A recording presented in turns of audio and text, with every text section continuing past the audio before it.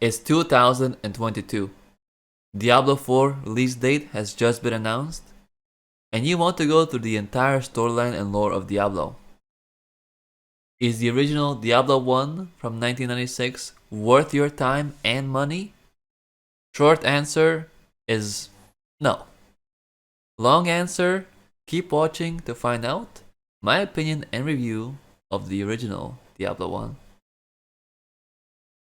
This video will be sectioned into different parts. Each part will be timestamped down below, or you can just see it on the track of YouTube video. So if you wish to skip some parts, feel free to. And at the end, I will give my overall review and overall consensus of Diablo 1. The year 1996. What wonderful games were coming out that year. Duke Nukem 3D, Tomb Raider, Quake, Command & Conquer Red Alert, Resident Evil, Super Mario 64, and a bunch of other games. This game is the golden year in terms of classic games. And one of those is Diablo 1, one of the best-selling games of the year, if not the decade. Selling, I believe, over 8 million copies. So it should be good, right? The game should be good. If it's selling a lot and it's being promoted a lot, the game should be good, right? Well, for the time, yes. But only for the time. Currently, it's very, very, very outdated designs. Very, very outdated. The first positive that I have for the game are its graphics. And by graphics, I don't mean the visual fidelity or quality, but the art style. The art style and the visual direction of the game is absolutely amazing. The dark nature of it, the goriness, it all looks excellento. It aged like fine wine. If it wasn't in like 8-bit, 16-bit, whatever that even is, whatever even this is, alright? If it wasn't looking like that, if it had a couple more pixels on it, I think it would age even better. Sort of like Diablo 2 did. Because I think Diablo 2 did age way, way better in terms of graphics. But again, the art style, the art direction, phenomenal. The feeling of horror and dread and the grayness and the hatred and hell. I think the hell levels are probably the best. You're surrounded by blood and demons, and it all feels and looks excellent. It really does. So that's one of the greatest positives I have for the game, and it clearly was passed on to Diablo 2, because Diablo 2 has the same type of art style, except it's a bit more gray, more on the gray scale, more toned down, more like darkness compared to Diablo 1, but still, that's where it comes from. The second positive thing I have to say is the lore. The lore of the game, even though it's not... Alright, let's be honest here. It's not Diablo 2. Okay, Diablo 2 lore, that's when you actually want to start listening to lore. Okay, if Diablo 1 never existed, if the lore of Diablo 1 never existed, and we just had Diablo 2, Diablo 2 was the first game, and Diablo 1, the original Diablo 1 never existed, it would not matter. Nothing matters from Diablo 1. It's just... it's irrelevant. It is absolutely irrelevant. Now, is it cool to see from where Diablo 2, 3, and 4 come from? Yes. Is the lore still good in Diablo 1? Yes. But there's not that much of it. You get only a couple of quests. Well, spoiler, there's quests. You only get a couple of like main storyline things, a couple of books that you can read about the story, about, Diablo, Baal, the three prime evils. So it sets a great base for the lore, and I think it's a really good base from which then Diablo 2 extremely hard builds on, and that's where the success comes from. So if you are really, really into lore, I think Diablo 1 might be worth checking out, but probably not in the state that it is as the original, you probably would like I would recommend playing the expansion, because the expansion Hellfire, even though it's not canon, and the story from Hellfire has no actual canon meaning into Diablo. It's basically pointless to know it. It does contain the original Diablo 1 story into it, and it gives you a lot of better improvements and features. The next positive thing I want to talk about are the base systems. Now, listen. About those systems, talking about how those systems were executed is one thing. Okay, the systems, they were executed in an atrocious way, but the core values of those systems and the core ideas, I think, are excellent. I mean, it's nothing revolutionary, but all of the systems, the core parts of the systems, have been done extremely well, such as the spells and abilities. The ability system, the way it works is bad, but we'll get into it in the negatives. The stats, the character stats, the way that works, leveling up, XP grinding, all of that. I think it's an excellent core value, core base systems. And again, I'm gonna keep reiterating this, because Diablo 1 really is just a base platform. Honestly, like it really is a base platform, right? Meant to be expanded on. It's meant to be expanded on, and you can see that with Diablo 2. It was every single thing was improved and expanded on. Not a single thing that wasn't changed, except maybe like character stats, you know. So it just shows that this game it really is a classic. It really is a classic. It's just not a very enjoyable one. My fourth positive that I have for the game is voice acting. I think the voice acting is really well done. And not only that, but the Deckard Cain line from Diablo 2 that's very famous, "Stay a while and listen," actually comes from Diablo 1. That's a Diablo 1 line. I think the Diablo 1 is excellent. I think the dialogue is pretty good too. I think the drunk guy and Cain and the barmaid, they all have like intertwined stories. I mean, there's very little of it, and there's very little dialogue about it, but it's still all intertwined. And the boy that has like his leg problem or whatever, by the rocks, that gets from other factions loot and sells it to you for a premium. He puts such a big price on that shit. That's overpaid. He's basically a scammer, but but it's genuinely phenomenal. It genuinely is for the time and everything. I think it's great, and in an ARPG, delicious. My fifth positive is game direction, and that's basically everything I've been talking about so far.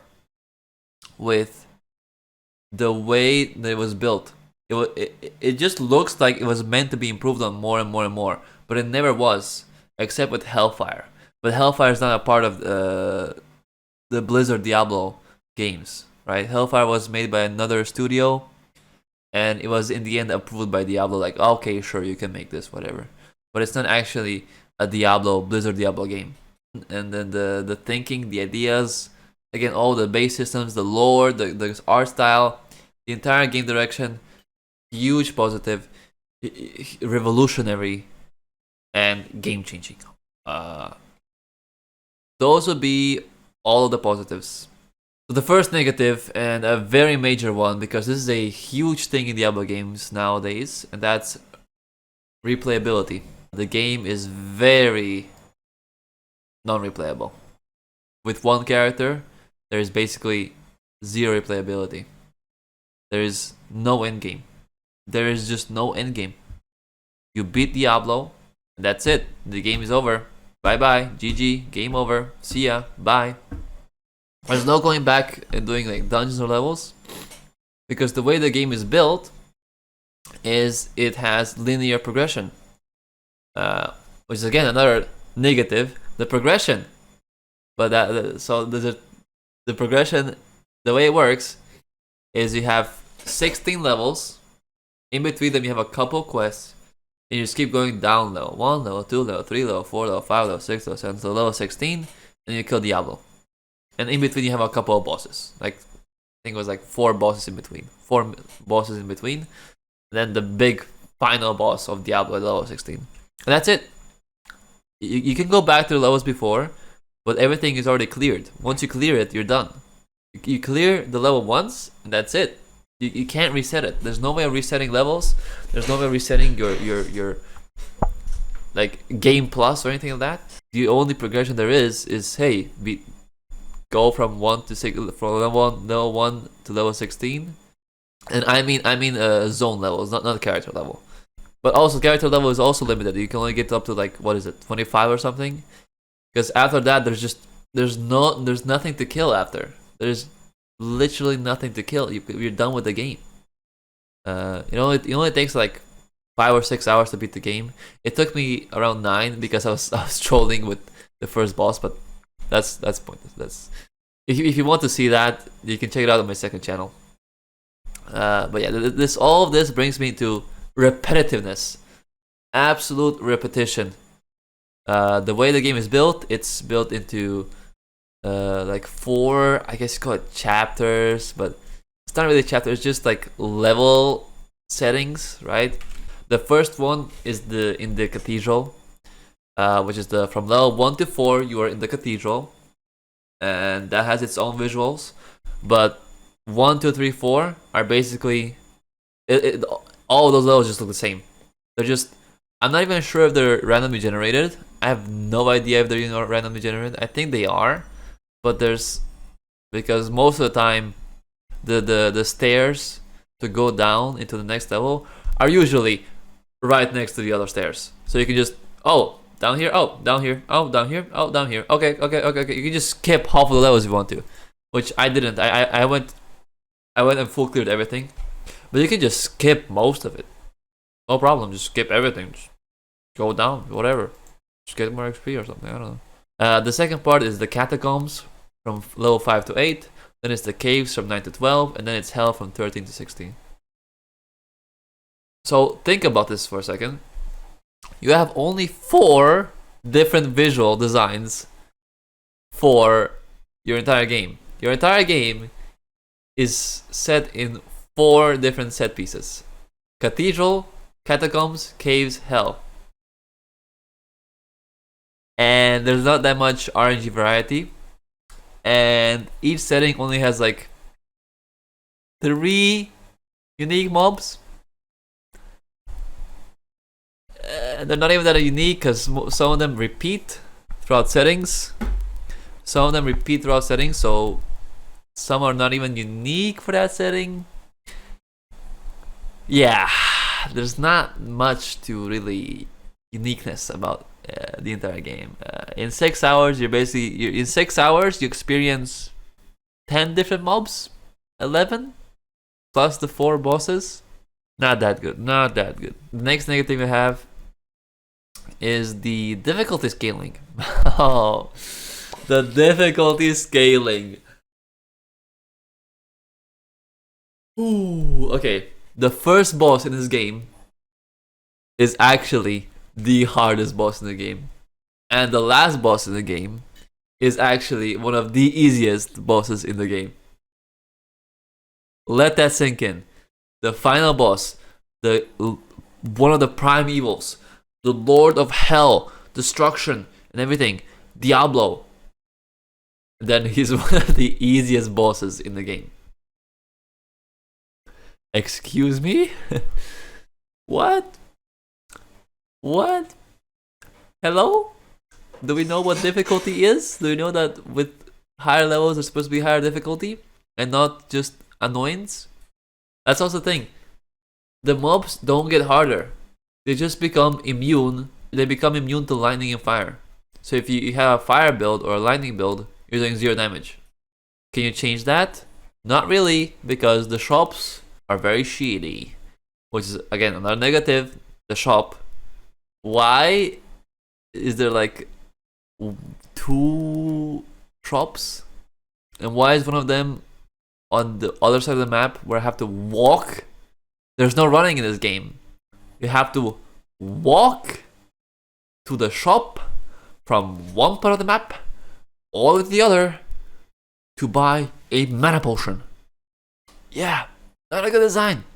Then you have to walk back from that part to the other part of the town to check the boy who sells one item. If maybe there's an item for you. If not, then you go back to the town. You talk to the blacksmith. You check the premium items, and they're always the same. They very rarely change. They don't change that much. Even if you save the game and load, it's still the same items. In the end game, when the mobs are immune to lightning and fire, the only thing you can use is magic against them and base damage from your weapons. But if you don't have a good weapon already, then you're fucked, because the shops are useless as hell, except the magic shop. The shops are atrocious. It's super repetitive. The progression is awful. The difficulty scaling is awful. Like I said, the first boss is the hardest because the first boss, every time he hits you, he heals. Every time he hits you, he heals. And he has a billion gajillion health. So the only way, if you want to actually kill him while you're low level, like when you're below like level 15, is to cheese him. You have to cheese him or troll him. He stun locks you. Once he hits you, he's gonna hit you 4 more times. He stun locks you and you're dead. There's nothing you can do. You can buy a billion potions. You can do 1 trillion damage. He hits you 4 times and he heals all of that up. Meanwhile, Diablo, you can literally spam him with arrows, standing still and drinking potions, and you're gonna win. The contrast difference from first boss to last boss is insane.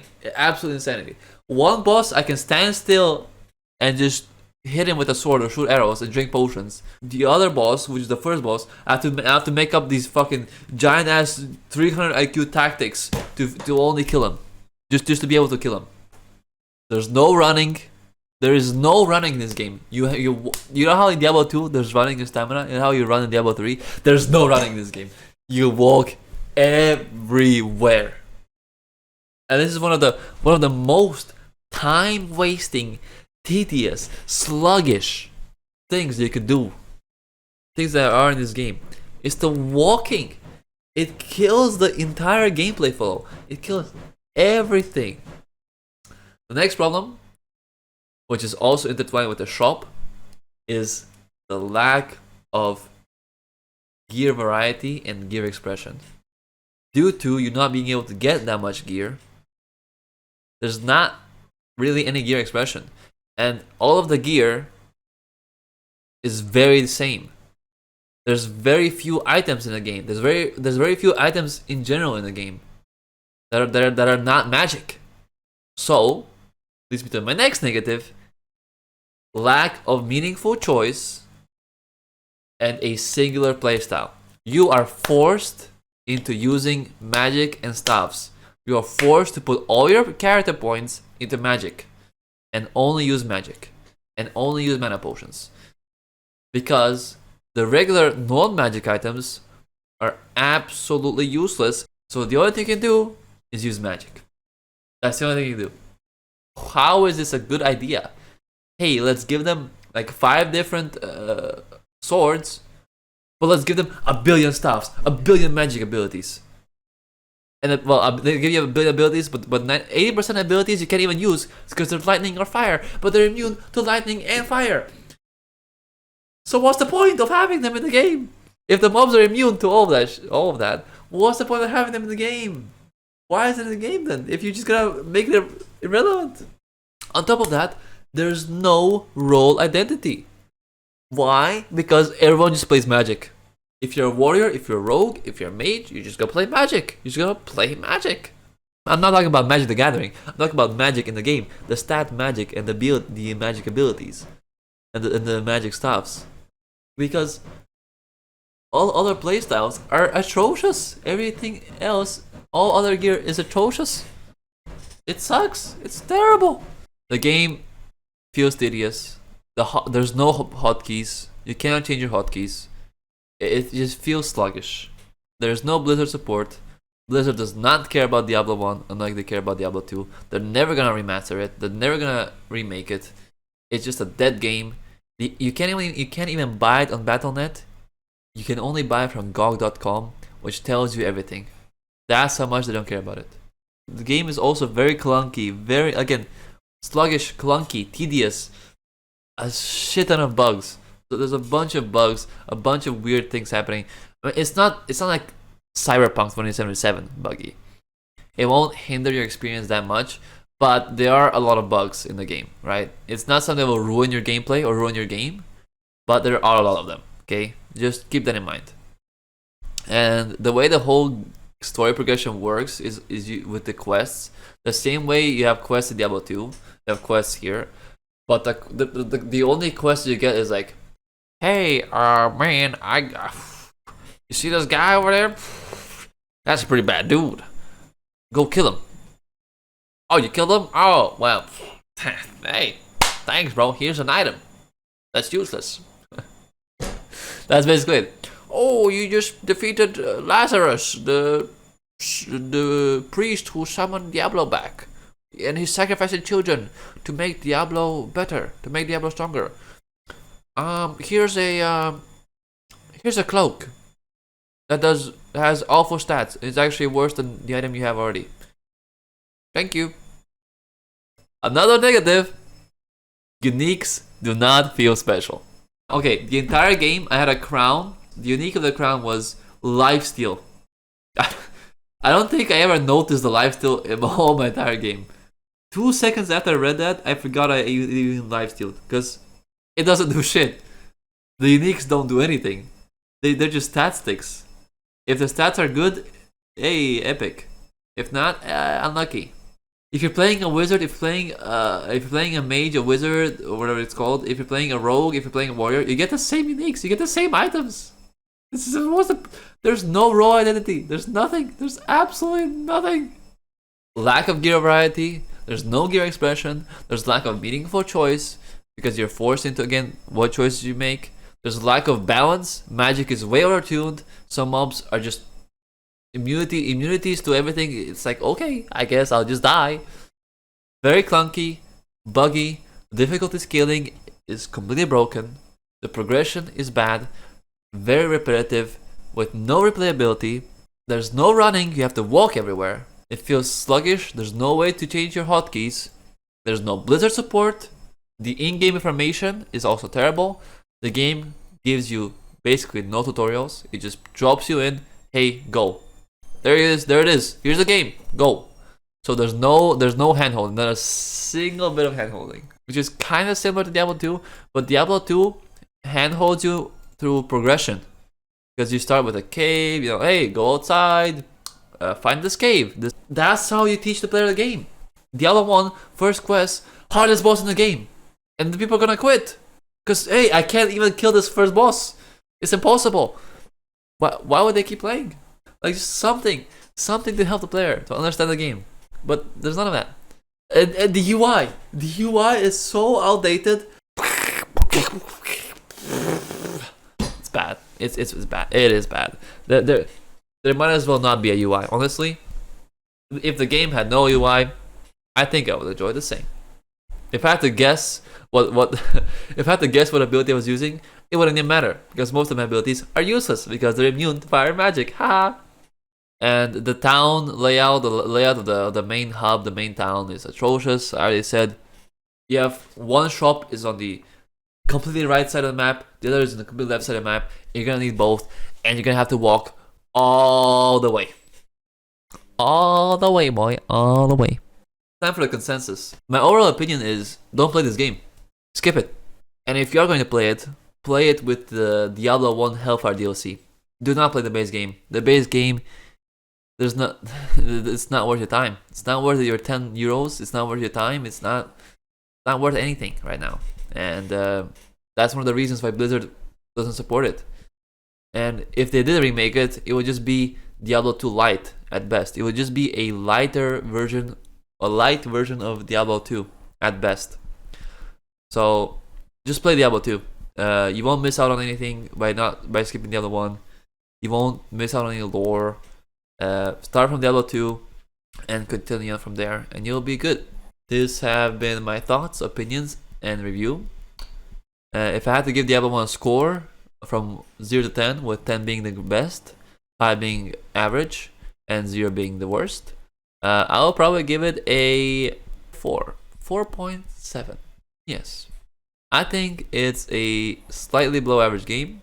Currently, in this for this year that we live in, God knows the year 2022, it's a below average game. There's not much there to it. Novelty. It's a cool little novelty game. You play it once, you beat it once, and you never think about it again. Anyways, thank you all so much for watching. This has been Kinwi, and I love ya. Bye.